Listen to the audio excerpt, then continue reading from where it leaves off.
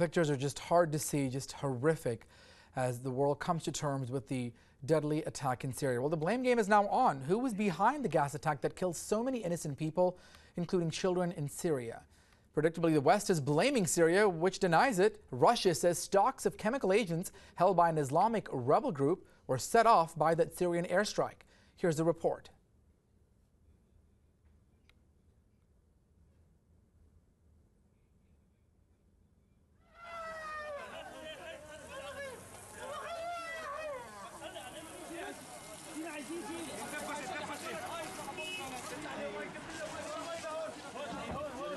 A moment of silence for victims of Tuesday's gas attack in Syria by nations taking part in the EU-sponsored talks on Syria's future.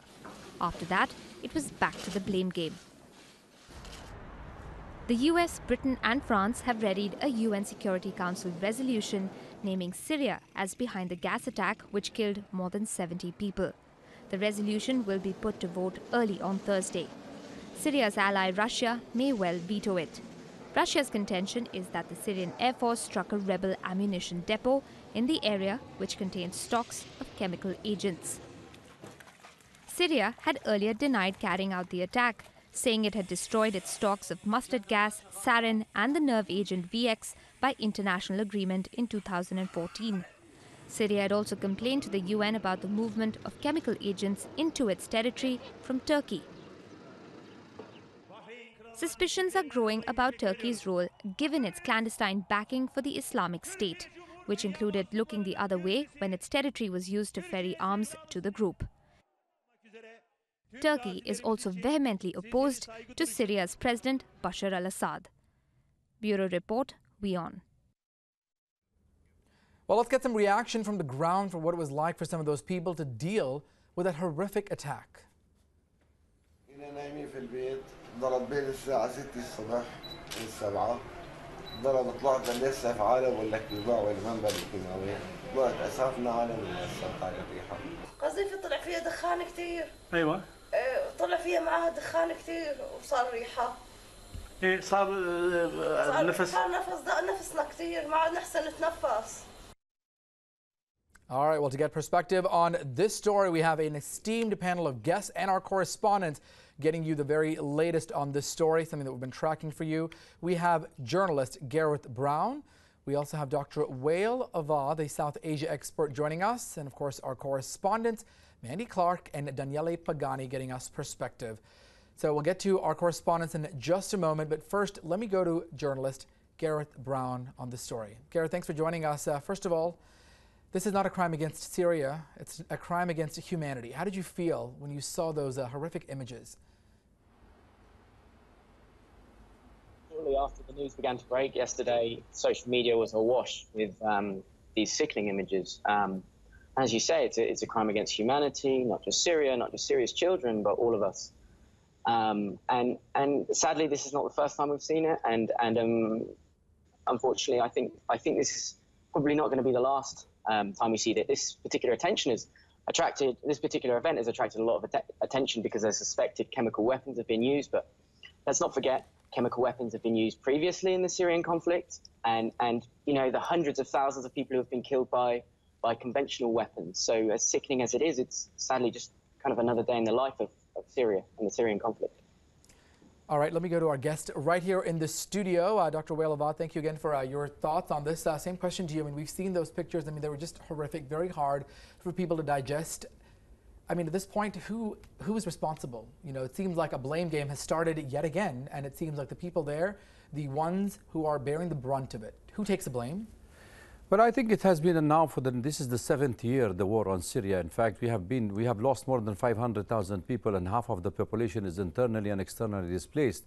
And the game plan is always continue till this time, because the only collateral damage that the Syrian people are paying the price, irrespective of who is to be blamed. But it is a condemnable, it is a heinous crime, and it's a crime against the humanity. It should be an independent investigation to find out who is behind it. And that's the message should go to the international community, that you should find out who is in the ground. In fact, it is only, there are more than 1,000 militia groups inside Idlib, and there are more than 50,000 mercenaries inside, and interfighting has been on for some time.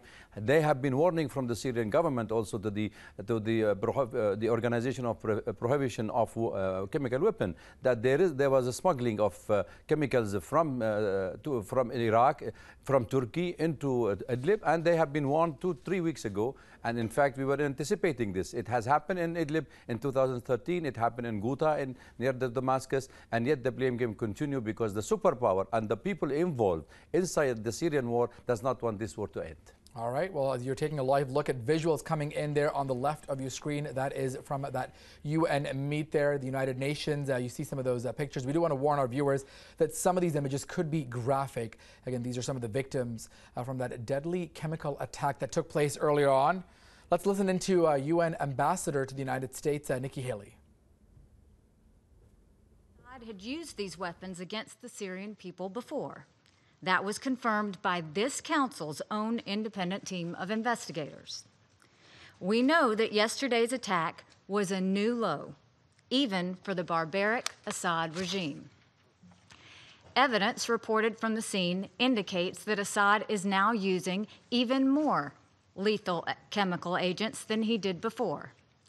The gas that fell out of the sky yesterday was more deadly, leaving men, women, the elderly, and children gasping for their very last breath. And as first responders, doctors, and nurses rushed to help the victims, a second round of bombs rained down. They died in the same slow, horrendous manner as the civilians they were trying to save. We all also know this. Just a few weeks ago, this council attempted to hold Assad accountable for suffocating his own people to death with toxic chemicals. Russia stood in the way of this accountability. They made an unconscionable choice. They chose to close their eyes to the barbarity. They defied the conscience of the world. Russia cannot escape responsibility for this. In fact, if Russia had been fulfilling its responsibility, there would not even be any chemical weapons left for the Syrian regime to use. There is one more thing we know. We know that if nothing is done, these attacks will continue. Assad has no incentive to stop using chemical weapons as long as Russia continues to protect his regime from consequences. I implore my colleagues to take a hard look at their words in this council. We regularly repeat tired talking points in support of a peace process that is regularly undermined by the Assad regime. That was Nikki Haley speaking at the United Nations. She is the U.S. ambassador to the UN, condemning what happened in Syria. Let's go to our guests, continue the conversation. We have Pinak Chakravarti, a former ambassador, joining us. At this point, who is responsible? The West says it's Syria. Russia denies that. Your thoughts?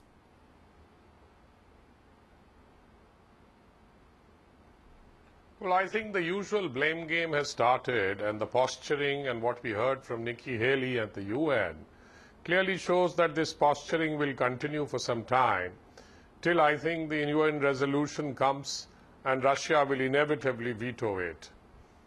I do not know whether we are sure as to how this whole thing happened. It is, of course, horrible, it is condemnable, but then blame game cannot start or should not start before we actually know how it happened. We have obviously competing versions. And let us not forget that the war in Syria was started by the Western powers and their allies in the region. And in this case, everybody shares an equal blame for all the carnage that is taking place in Syria. So all this posturing is not going to help. Nobody is morally pure in this brutal war that they have unleashed on Syria. So I don't think there is any anybody who is innocent here. So that is how it is.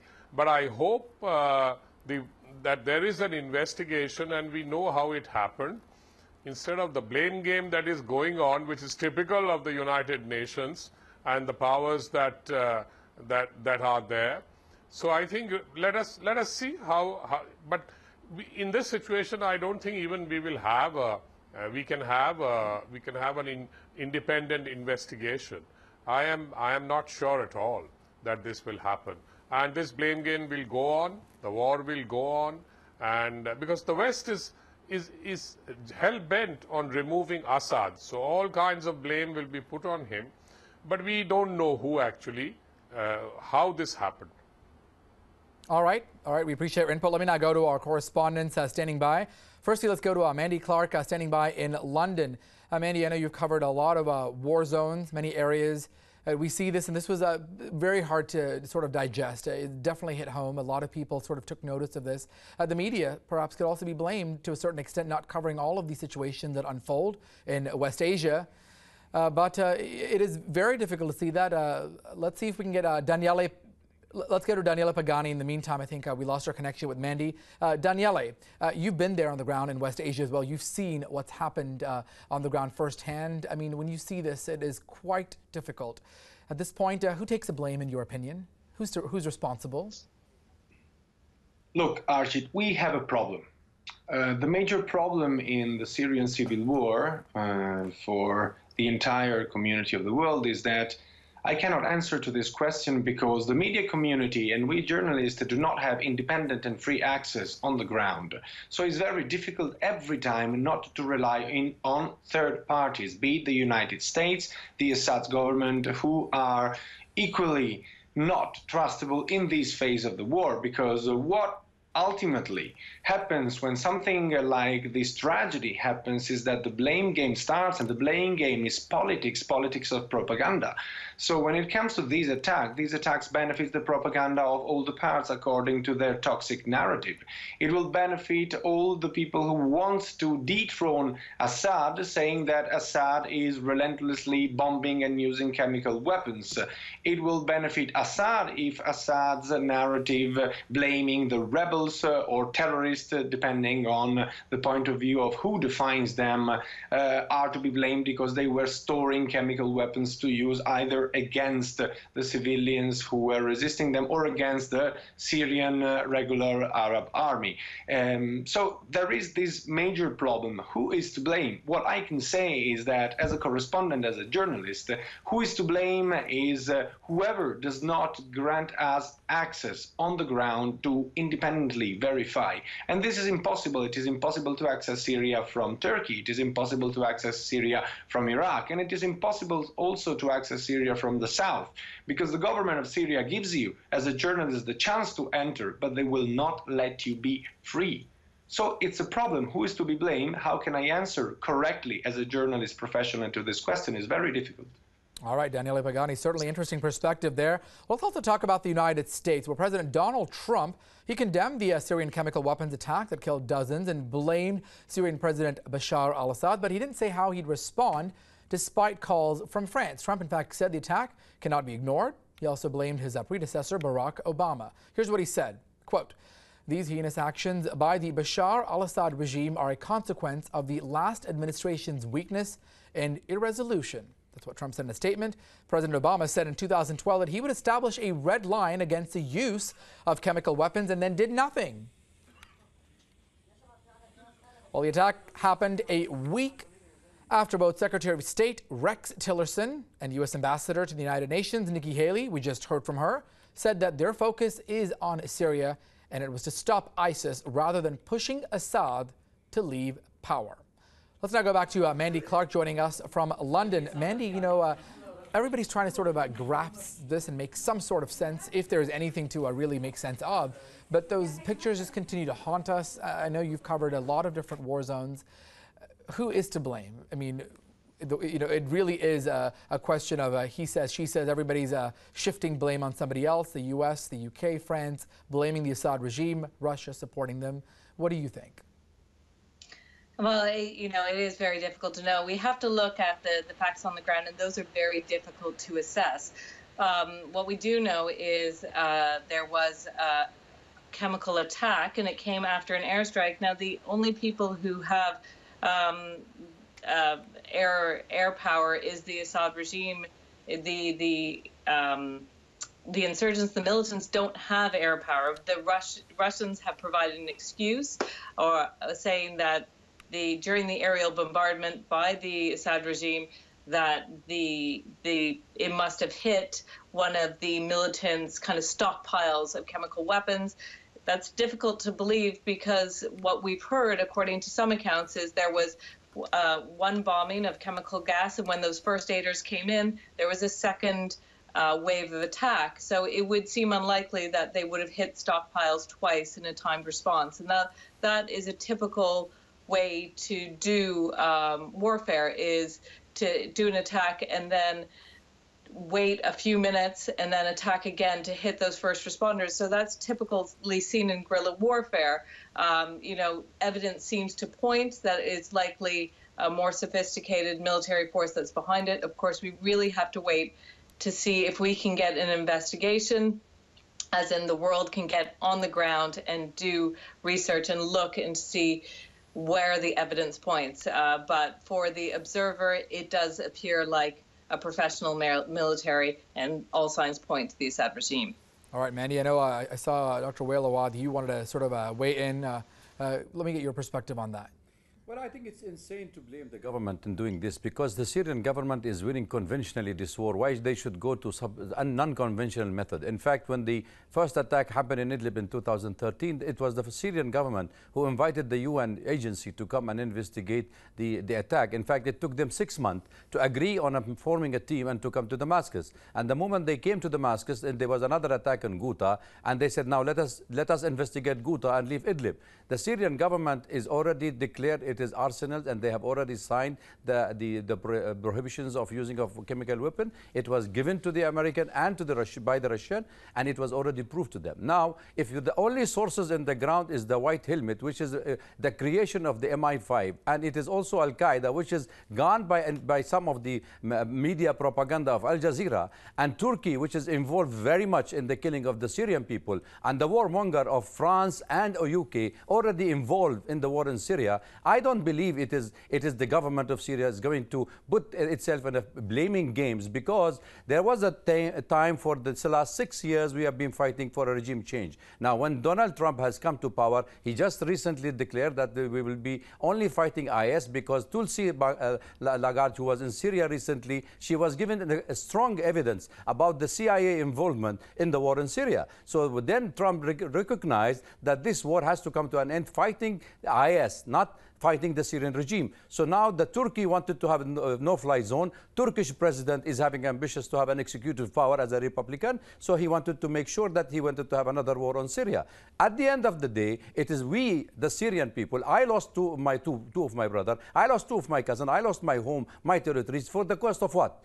Half of my family is already on the sea. Half of them already reached to Germany and Sweden. Who is to be blamed? Are we supposed to pay our price? Is anybody caring for the civilian? Is it only by blaming the regime the moment this happened? I'm not a pro-regime and anti-regime. I wanted this war to end on Syria, because it's enough is enough. It is the time that we should have a breath of our own. 2011, prior to 2011, we had nothing in Syria. Why this all of a sudden has happened in Syria? That's the question. These are the things to be questioned. The question not that who is to be everybody blamed. Absolutely wants to find out. When will this end, if at all? It's already been 6-7 years since the civil war started there. Let me go to Gareth again. Gareth, my question to you is that which countries could possibly benefit from this type of attack? Could it be Turkey? Who could benefit from such a chemical attack on innocent lives? Well, there's no doubt that Assad could certainly benefit from it. But if we're going to have this debate, it's critical that we acknowledge basic facts that have been approved. You know, what your other guests have said about there being no journalistic presence on the ground is not true. Yesterday, there were 2 AFP reporters there. AFP is one of the most respected and prestigious news agencies in the world, and they verified they filed verified reports from on the ground.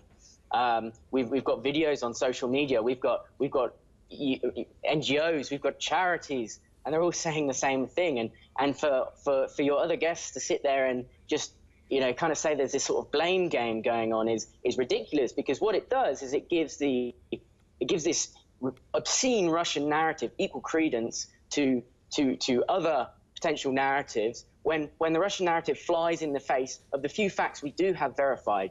So we know that the UN has verified that it was dropped from an aircraft. This attack came from the aircraft. And it can't have been an attack on a rebel chemical weapons stockpile, because sarin and any other nerve agent would burn out completely in that attack. So it's absolutely not possible that that is what happened. Until we start acknowledging those basic facts, there's absolutely no point in having this debate. All right, let me go to Daniele Pagani to sort of respond with regards to that. Do we have Daniele? All right, let's go to Daniele Pagani. Daniele, would you like to respond? We just heard from another journalist in Mosul with regards to this. Perhaps the point he was trying to make, and to keep this without it being a sort of a blame game here on the show itself. How do you want to respond to this, saying that it was difficult for you, at least from your perspective? We just heard from Garrett saying that AFP and some journalists did have access. Perhaps, if I can make this statement, maybe it is more difficult in that part of the world, in that region, to get some ground reporting access for the press compared to other parts of the world. Daniele? Well, to respond very quickly without entering too much in the technicalities of our job, two journalists of the AFP, even if the AFP is one of the most respected news agency of the world, are not enough. Okay, so two voices are not enough. When it comes to charities and humanitarian aids and workers, in this moment, I'm sorry, I do not think that unless you verify who's behind them is also difficult to understand, really. Nevertheless, I also do agree that it is very difficult that it was a warehouse where terrorist Islamist militants or rebels. I use all these words because I don't want to take right now a stance on that. We can have a debate also on the use of those words. I do believe it's very difficult that they were storing chemical weapons and an airstrike by that warehouse where they were storing it. I find it difficult to believe because either the rebels have started producing nervine gas bombs and nervine gas weapons, nervine gas-based weapons, and storing them in a massive way, or these are the remainings of some government warehouses. They have been probably stolen. But if this is the case, I wonder how is it possible that neither the Syrian regime nor the Russian allies nor the Iranian on the grounds knew of the existence of this. I come to know now that they were, as it has been said by one of our guests, that they have been told that there was a risk of this amassment of chemical weapons, which again means to me that if you decide to anyway bomb a place where you have been warned that there could be an amassment of chemical weapons, that's a risk you should not probably take as a government force who are trying to liberate an area. So this is my point on the fact. All right, Daniele, we appreciate your input. I understand that you do have to go. We appreciate you joining us and giving us your thoughts. We'll still continue this conversation with our other guests. I do now want to go to Pinak Chakravarti on your thoughts about this. Who is to, which countries, if any at this point in your opinion, stand to gain with regards to this? Pinak? I think the propaganda war that is going on, I find it that both sides are using it as for their own political objectives. Now, I do not know what exactly is the technical situation, etc. But if Western agencies are also not clean, they are also suspect in my eyes. So both sides are conducting an obscene propaganda war, and I think all sides are equally responsible. And I think that it's very difficult for us who are far away to judge who is right and who is wrong. But the point is that if you go back to the origins of this conflict, the West has to take its share of the blame. If you remember, the first time when these chemical weapons were used, it was later discovered that this was used by the rebels so as to draw in the Americans, particularly in the Obama administration, who had drawn a red line. But then what happened was that there was an agreement, and the Syrians signed the Chemical Weapons Convention and surrendered all the chemical weapons, or supposedly surrendered all the chemical weapons. And Russia was responsible for taking over those weapons and neutralizing them. But if some weapons were left behind, then it's possible that these have now been exploded, and whether they were dropped by the Syrian Air Force, right, or they exploded on the ground because they were stored there, I don't think anybody knows as of now what really happened. All right, I understand that, Gareth, you had some thoughts regards to this. Let's go to Gareth. Absolutely. Again, I mean, your previous guest, whose name escapes me, he's just completely ignoring evidence. He's pushing falsehoods. It was never established that rebels carried out the chemical weapons attack in 2013. That's just not the case. That's a lie, for want of a better word. I mean, and it's not the same case that everyone has to take the same share of the blame for this. Clearly, one actor is responsible, and all the evidence so far from the ground, from previous experience, from chemical weapons experts across the world, not just in the West, but throughout the Middle East, is pointing to the Assad regime. So, I mean, I guess your other guest there can be proud that he is, he has 100% swallowed the Assad regime's narrative. So if he's criticizing propaganda, maybe he should look at himself first.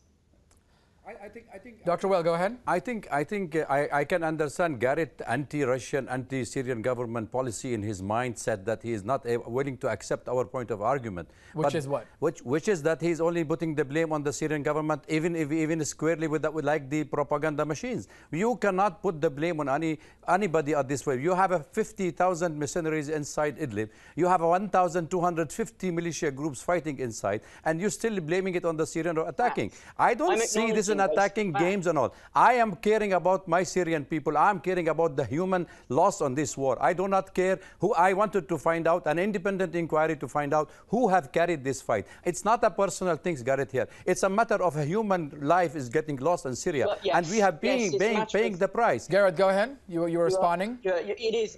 It's a matter of human life, and you're shilling for Assad, who is wholesale massacring your Syrian brothers and sisters. How do you believe he is a shilling? How you reach to that argument? If you are a journalist, if you are an independent journalist, by the way, how did you reach to that argument? You cannot put the blame. That's not your job. You're not representing any government. Let's sort of tone the level. We don't want to make this the blame game. That's not the discussion. But let's have Gareth respond, and then we'll come back to Dr. Whale.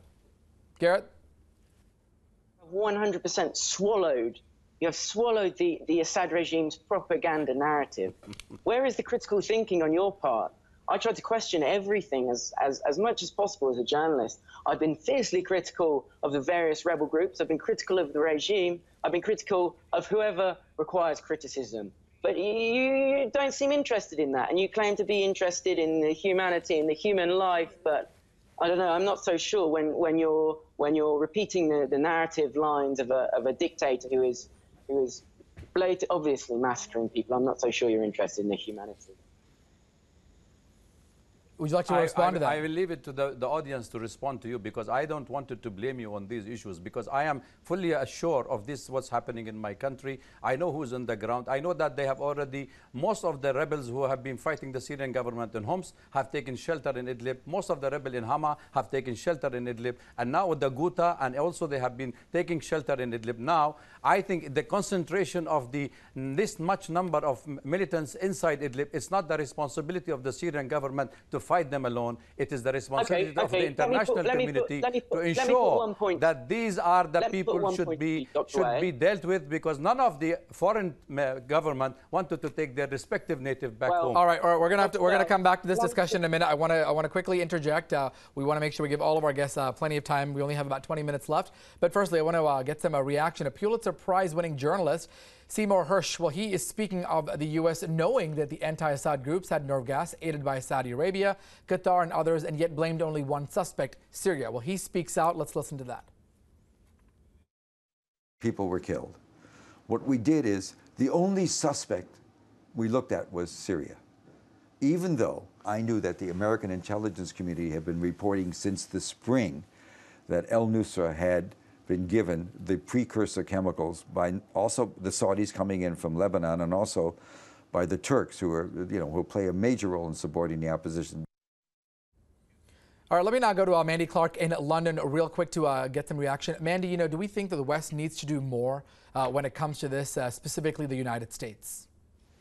Well, I think, as you can see, this debate is widening out to the wider Syrian war. If you just look at specifically at this attack, you have to look at the facts on the ground, and it looks like it was dropped an aerial bombardment, and these anti-Syrian forces, whether you call them militants, didn't have an airplane.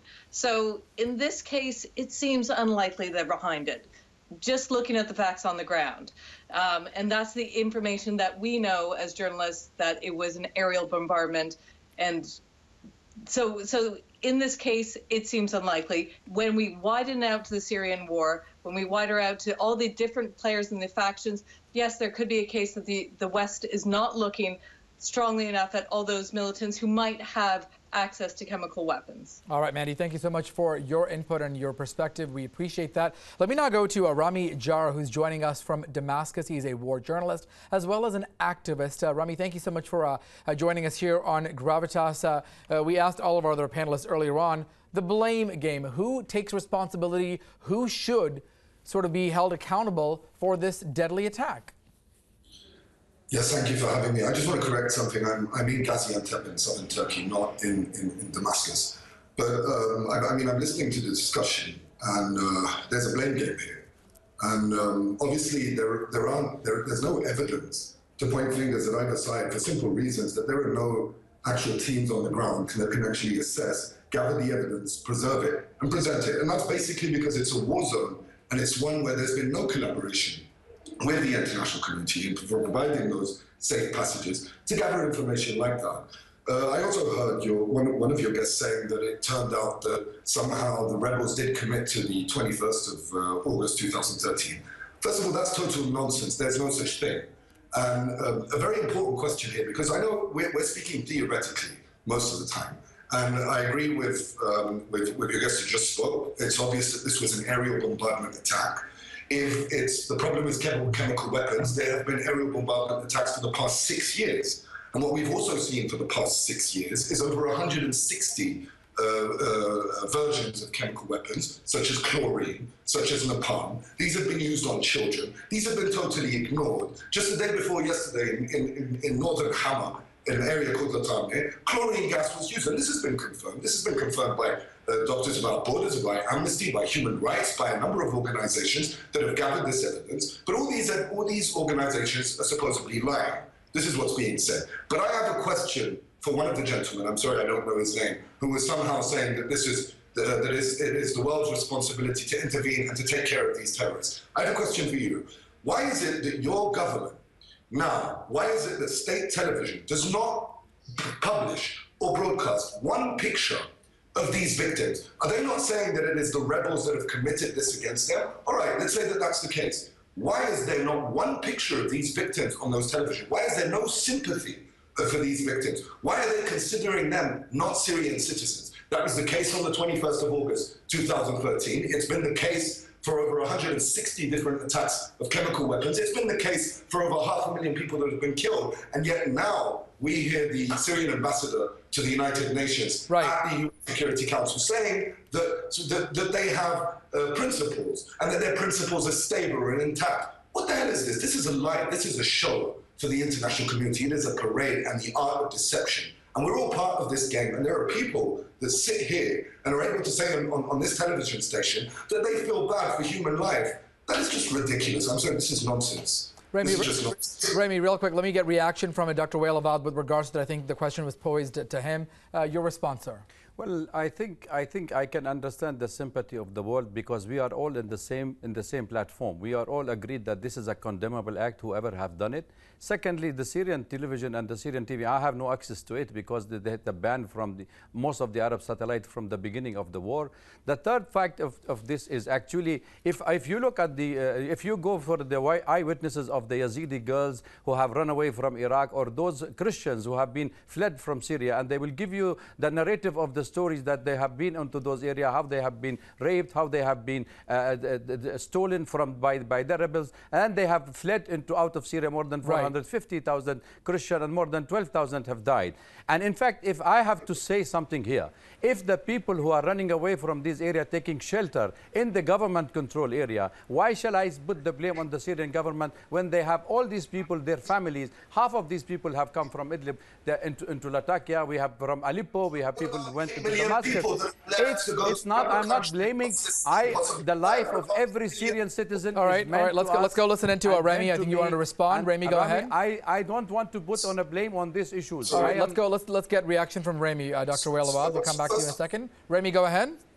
First of all, with no embarrassment whatsoever, you just ducked my question. You didn't answer it by simply saying that you don't see Syrian State TV. You know exactly what Syrian State TV is. You know that they don't broadcast any images of any of the victims that are attacked by aerial bombardments, but you want to ignore that question. Anyone that's watching this knows that you're ignoring that question because you have something to hide. We can put that aside. As for these bringing up the Yazidi victims, that is a very cheap way of coming at this. If you know anything about the Syrian opposition, then you know that the vast majority of the opposition is in defense of the Yazidis, in defense of the Kurdish situation, in defense of the fact that before the Syrian uprising, the Kurdish citizens in Syria they weren't even considered citizens. And that's partially why there was a Syrian revolution that revolted against the government, calling on them to provide equal rights to all of its citizens. As for the rest of the stuff that you said, seriously, can you sit there and actually pretend that you're defending an ethical government? Are you seriously? I'm sorry to tell you that you are sitting in the territory of Erdogan. You will not be able even to blame Erdogan for his involvement in the Syrian war. So I can understand that you are also have been tied up. All right, gentlemen, we do not need all this kind of a propaganda. We will continue our fight against terrorists. We will clear them from our territory, and we will really build Syria as a Syrian people. All right, we're going to come back to both of you in just a moment, but first I want to get some reaction as well. World leaders have condemned the Syrian attack, including the Pope. Some have remained neutral, some have taken sides, pro-Syria, some are against Syria. Pope Francis says he was horrified by the suspected chemical attack in Syria. Let's listen in. Assistiamo inorriditi agli ultimi eventi in Siria. Esprimo la mia ferma deplorazione per l'inaccettabile strage avvenuta ieri nella provincia dell'Idlib, dove sono state uccise decine di persone inermi, tra cui tanti bambini.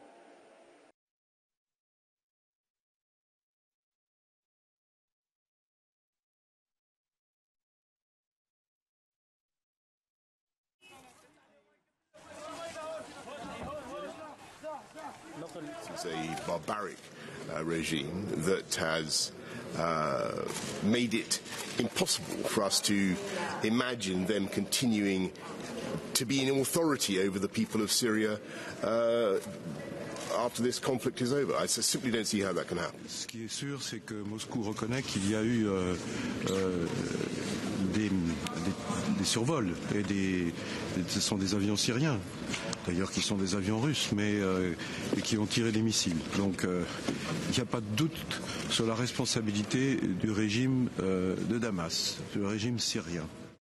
It has to end. We saw what the regime did yesterday, another atrocity which is not, the world should not be shocked because it's letting such a regime do what it's doing. What should shock us is that the increase of children dying and the whole world is watching. One thing remains, the death toll is increasing and nobody is doing anything. Well, there you have it, some of the world reaction from world leaders, some taking stands, some remaining neutral when it comes to the blame game. This even as the United Nations condemned the attack and also European Union Foreign Policy Chief Federica Mogherini condemning it. But now let me go back to the discussion.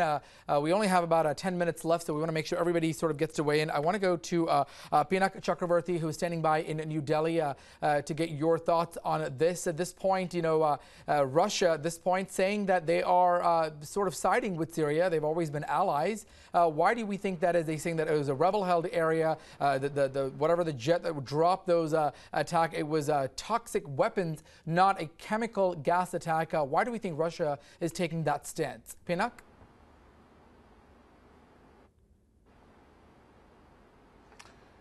Well, Russia is going to protect the Assad regime. That's why they are there in Syria.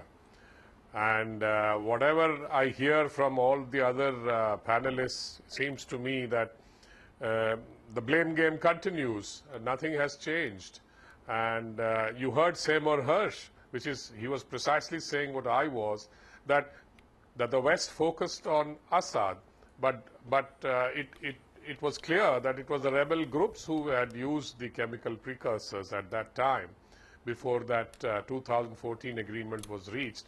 So in this whole fog of propaganda, it's very difficult now to take sides. So I think we'll just have to wait and see how whether an independent investigation can be done and somebody can be held responsible for this. But I doubt that will happen, because this propaganda war has gone on for so long.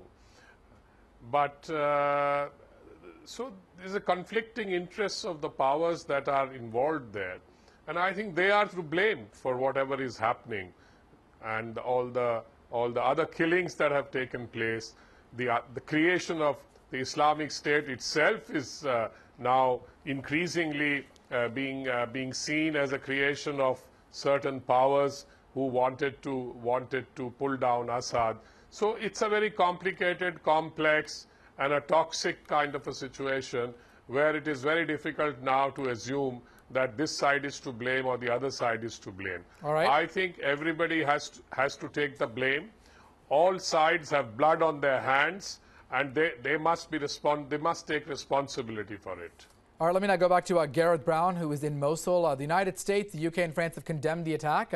They've asked the UN Security Council, who are now speaking about that, to condemn it. But when they talk about sanctions, what exactly are those sanctions going to entail? What will that actually bring, if anything? Garrett? Probably nothing. That's the cold, honest truth. This should be a huge event. This should be a critical event. This should shock world opinion. The reality is nothing's probably going to happen. There'll be an attempt to pass some sort of resolution through the UN Security Council. Russia will veto it. And people will go back and they'll finish watching this debate, this program, and they'll get on with their lives, and the suffering in Syria will continue. There's really not much else sanction-wise that's going to affect the Syrian regime. And we're in denial if we think this tragic attack is going to be any different to the numerous attacks. Sorry, I don't have his name, but the guest who just spoke before me, he is the epitome of this kind of babble we get from diplomats. It just means nothing. It's just words. It means nothing. Taking the blame. What is the meaning behind these sentences? It's just nonsense. And unfortunately, that is a prevalent mentality in the international community, and that's why conflict in Syria has been able to drag on for so long. It's just a complete lack of leadership from all sides. All right, Dr. Wailavad, I understand you wanted to butt in real quick. We only have a few minutes left.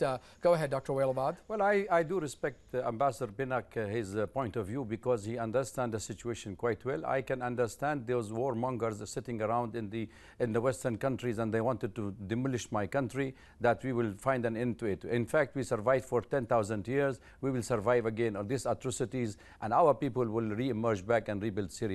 And trust me, as I have been saying in this channel for ages, that it is not, we are getting the blame game because there is a false flag to change the regime, to force the regime to be changed. I think the Syrian people will judge even their president, even their own people, who will be to be blamed and who will be prosecuted in the near future. All right, let me now go to Rami, who's standing by as well. Rami, my question to you, the Syrian war has gone on for several years, more than 6 at this point. Looks like there's really no end in sight. I mean, is there, to what extent, what proof is there with regards to this, that it was the Syrian government? Russia says no, the West says yes. It just goes back and forth. And as we talked about, after perhaps a discussion, after a few more days, it'll sort of people will they forget about it? I mean, what proof is there, if any? There is very clear evidence that it was committed by the Syrian regime. Very clear evidence. The only problem is that the side that's providing that evidence is not considered neutral by the international community, and so the evidence is void. It's as though, I mean, the opposition will welcome anyone that would come in to gather evidence themselves. But I'll tell you what the evidence is. We have a spotting service that is located in Syria, and it basically spotters that spot planes that are leaving all the air bases. So you have Hama air bases, Latakia air bases. These are spotted with actual equipment. This is documented. These planes go up the air. They listen to their radio communication. They know who is flying these planes. We know that Su-22 Sukhoi planes, which are flown by the Syrian regime, not by the Russians, were up in the air from the evening, from 10:30, where there were 2 attacks, up until 5 a.m. And then there was another launch of flight up at 5:30 a.m. And at 6:30 a.m., those attacks began. Now, the Syrian regime was saying that they attacked a warehouse that had chemicals in them. There is right now an investigation undergoing with the help of French, with the help of the French government. And tomorrow this information is going to be presented. That was to show that no, these were missiles, because the missiles have been found, they've been preserved. These were missiles that had these chemical agents attached to them. So the evidence is there. The only problem is it's not considered credible. I just want to mention one thing that I think the ambassador, I heard someone was mentioning, said that all sides need to be held accountable. All sides are being held accountable, and Nusra is being held accountable. It's being attacked by everyone. ISIS is being held accountable. It's being attacked by everyone. The Syrian opposition and rebel forces are being held accountable, being attacked with no intervention. However, the Syrian regime and the Russians have been intervening and attacking and killing civilians. They are part of this equation. The Americans are not killing civilians. The French are not killing civilians. The Australians are not killing. It is the Americans, the Russians and the Syrians that are, and no one is holding them accountable. So everybody has been held accountable. The reason that this conflict continues is that the perpetrators that have killed 500,000 people, no one has spoken to them. So that is a very, very crooked judgment that I just heard the ambassador make. That is just ridiculous. Rami, real quickly as well, we heard from the Pulitzer Prize winner earlier on, who sort of pinpointed at Saudi Arabia and Turkey. What are your thoughts on that? And I'm going to ask that same question to Gareth as well, real quick before we wrap this up. Do you agree with what Hirsch said? Well, that we could never actually undergo our own aspirations. Well, I live in Turkey, and I am anti-party for many reasons, because they do actually obstruct the work of civil society activists that operate in Syria. They obstruct the work of journalists, but we actually speak out about that. We don't sit there and make up lies about, for example, just saying that Lebanon needs to be controlled. I heard a recording of Lebanon needs to be controlled because terrorists are coming through there and they're aiding the terrorists from there. Excuse me, Lebanon is controlled by Hezbollah, which is a Shia Lebanese militia terrorist organization that is supported by Iran and that aids the Syrian government and has committed atrocities in Syria.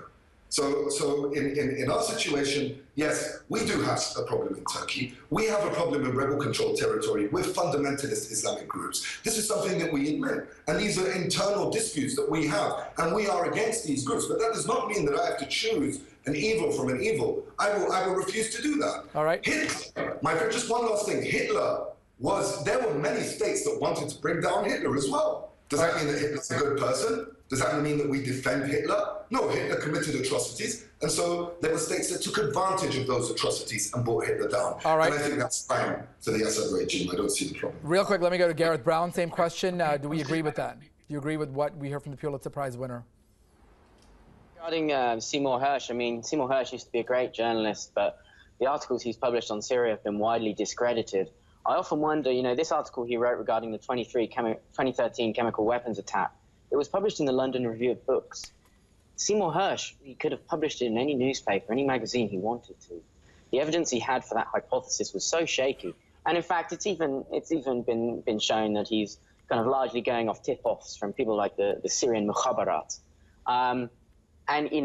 Seymour Hersh is now a widely discredited journalist, particularly when it comes to Syria. And I can understand why other people would cite him because they support the narrative, but if we're going to go off one journalist using anonymous sources, then it kind of shows you what shaky territory people who are shilling for the regime are on. All right, thank you so much for your input, all of our guests tonight on the discussion. Certainly a very heated debate, lots of perspectives from all of our correspondents as well as our panelists. That does it for this edition of Gravitas. I'm Archit Seshadri. Thanks for joining us. Good night.